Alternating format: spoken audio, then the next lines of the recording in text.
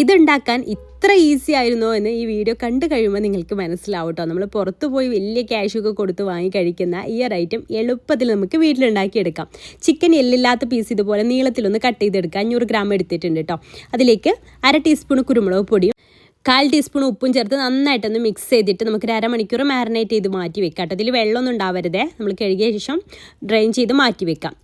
ഇനി ഒരു ബൗളിലേക്ക് 1/4 കപ്പ് മൈദ, 3 ടേബിൾ സ്പൂൺ കോൺഫ്ലവർ, 1/4 ടീസ്പൂൺ കുരുമുളക് പൊടി, 2 നുള്ള് ഉപ്പ് കൂടെ ചേർത്ത് കൊടുക്കും. ഉപ്പ് നമ്മൾ ഓൾറെഡി ചിക്കനിൽ ചേർത്താണ്, അപ്പോൾ 2 നുള്ള് ചേർത്ത് കൊടുത്താൽ മതി. അതിലേക്ക് ഒരു എഗ്ഗ് കൂടെ ചേർക്കുന്നുണ്ട് കേട്ടോ. പിന്നെ അതിലേക്ക് ആവശ്യത്തിന് വെള്ളം ചേർത്തിട്ട് ഒന്ന് മിക്സ് ചെയ്ത്, ഒരുപാട് വെള്ളമൊന്നും വേണ്ട, 2-3 ടേബിൾ സ്പൂൺ വെള്ളം മതിയാവും. ഇതുപോലെ നന്നായിട്ട് വിസ്ക് വെച്ചിട്ട് മിക്സ് ചെയ്യുക. ഈ ഒരു തിക്നെസ്സിലാണ് നമുക്ക് ഈ ഒരു ബാറ്റർ വേണ്ടത്. അതിലേക്ക് നമുക്ക് ഈ ഒരു ചിക്കൻ എല്ലാം കൂടെ ഒന്ന് ഇട്ട് കൊടുക്കാം. എന്നിട്ട് ഈ ഒരു മൈദ കോൺഫ്ലവർ മിക്സ് ഉണ്ടല്ലോ, അതിലിത് നന്നായിട്ടൊന്ന് മിക്സ് ചെയ്തെടുക്കുക കേട്ടോ. ഇങ്ങനെയാണ് നമ്മളിത് ഫ്രൈ ചെയ്തെടുക്കുകയാണ് വേണ്ടത് ആദ്യം. അപ്പോൾ ഇത് നന്നായിട്ട് തന്നെ കോട്ട് ചെയ്തെടുക്കുക. ഇതിലേക്ക് ഈ ഒരു അളവ് കറക്റ്റാണ് ഈ 1/2 കിലോ ചിക്കനിലേക്ക്. അപ്പോൾ നമ്മളിതാ ഈ രീതിയിലൊന്ന് കോട്ട് ചെയ്ത് എടുത്തിട്ടുണ്ട്. ഇനി നമുക്കിത് ഫ്രൈ ചെയ്തെടുക്കണം. നമ്മൾ വെളിച്ചെണ്ണയിലൊന്നും ഫ്രൈ ചെയ്തെടുക്കരുത് കേട്ടോ. ഞാൻ ഇവിടെ സൺഫ്ലവർ ഓയിലാണ് യൂസ് ചെയ്തിട്ടുള്ളത്. ഏതെങ്കിലും ഇതുപോലത്തെ വെജിറ്റബിൾ ഓയിൽസൊക്കെ യൂസ് ചെയ്യുക. എന്നിട്ട് ഇതുപോലെ നമുക്ക് ഫ്രൈ ചെയ്ത് പെട്ടെന്ന് തന്നെ ഫ്രൈ ആയി കിട്ടും കേട്ടോ. നമ്മൾ ഇതുപോലെ നീളത്തിൽ കനം കുറഞ്ഞിട്ടാണല്ലോ ചെയ്തെടുത്തത്. അപ്പോൾ പെട്ടെന്ന് തന്നെ ഫ്രൈ ആയി കിട്ടും. അപ്പോൾ അതിങ്ങനെ ഇടയ്ക്കൊന്ന് തിരിച്ചിട്ട് കൊടുക്കുക. എന്നിട്ട് നമുക്കത് കുക്കായതിന് ശേഷം ഓയിലിൽ നിന്ന് കോരിയെടുക്കാം. ഞാൻ 2-3 ബാച്ചായിട്ടാട്ടോ ഇത് ഫ്രൈ ചെയ്തെടുക്കുന്നത്. എല്ലാം കൂടെ ഒരുമിച്ചിട്ടുള്ളൂ. അങ്ങനെ സെപ്പറേറ്റ് ചെയ്തിട്ടാണ് ഓയിലേക്ക് ഇട്ട് കൊടുക്കേണ്ടത്. അല്ലെങ്കിൽ ഒട്ടി പിടിക്കും കേട്ടോ. ഇത് മാവിൽ കോട്ട് ചെയ്തുകൊണ്ട് തന്നെ. അപ്പോൾ ഇതുപോലെ സെപ്പറേറ്റ് ചെയ്ത് വേണം ഓയിലേക്ക് ഇട്ട് കൊടുക്കാൻ വേണ്ടിയിട്ട്. അപ്പോൾ അതെല്ലാം ഫ്രൈ ചെയ്തെടുത്തിട്ടുണ്ട്. ഇനി അതിൽ നിന്ന് കുറച്ച് ഓയിൽ മാറ്റിയിട്ട് 2 ടേബിൾ സ്പൂൺ അതിൽ മാറ്റി വെക്കാം. ഇനി അതിലേക്ക് ഒരു 10 അല്ലി വെളുത്തുള്ളി ചെറുതായിട്ട് അരിഞ്ഞതും, വലിയ പീസ് ഇഞ്ചി ചെറുതായിട്ട് അരിഞ്ഞതും, ഒരു പച്ചമുളകാട്ടാണ് ഞാൻ എടുത്തിട്ടുള്ളത്, അത് ചെറുതായിട്ട് അരിഞ്ഞതും ചേർത്ത് കൊടുത്തിട്ടുണ്ട്. പിന്നെ കുറച്ച് സ്പ്രിംഗ് ഓണിയനും വട്ടത്തിൽ അരിഞ്ഞതും ചേർത്തിട്ട് നന്നായിട്ടൊന്ന് വഴറ്റിയെടുക്കുക. ഒക്കെ ഹൈ ഫ്ലെയിമിൽ തന്നെ ഇട്ടിട്ട് ചെയ്താൽ മതി കേട്ടോ. പിന്നെ ഒരു 1/2 ടീസ്പൂൺ ചില്ലി ഫ്ലേക്സും ചേർത്ത് കൊടുത്തിട്ടുണ്ട്. പിന്നെ വലിയൊരു സവാള ഇതുപോലെ നീളത്തിൽ അരിഞ്ഞതും കൂടെ ചേർത്ത് കൊടുക്കുക. ഇതിലെല്ലാം നീളത്തിലാട്ടോ അരിഞ്ഞെടുക്കുക. അതാണ് ഈ ഒരു ചിക്കൻ്റെ പ്രത്യേകത. പിന്നെ അതിലേക്ക് ക്യാപ്സിക്കം 3 കളേഴ്സിലുള്ള ഞാൻ എടുത്തിട്ടുണ്ട്. എല്ലാം 1/4 വീതം, ഓരോ ക്യാപ്സിക്കത്തിൻ്റെ 1/4 ഭാഗം മാത്രമാണ് ഞാൻ എടുത്തിട്ടുള്ളത്. എല്ലാം ഇതുപോലെ നീളത്തിൽ കട്ട് ചെയ്തിട്ട് അതും ചേർത്ത് കൊടുക്കാം. എല്ലാം ഹൈ ഫ്ലെയിമിൽ ഇട്ട് കൊടുക്കുക. ഒരുപാട് അങ്ങ് വെന്ത് കുഴയണ്ട കേട്ടോ. ജസ്റ്റ് ഒന്ന് ചൂടാക്കി എടുത്താൽ മാത്രം മതി. അപ്പോൾ അതും ചേർത്ത് നന്നായിട്ടൊന്ന് മിക്സ് ചെയ്തെടുത്ത ശേഷം, ഒന്ന് ചൂടാക്കി എടുത്ത ശേഷം 2 മിനിറ്റ് ഒന്ന് സോട്ട് ചെയ്തെടുത്താൽ മതി.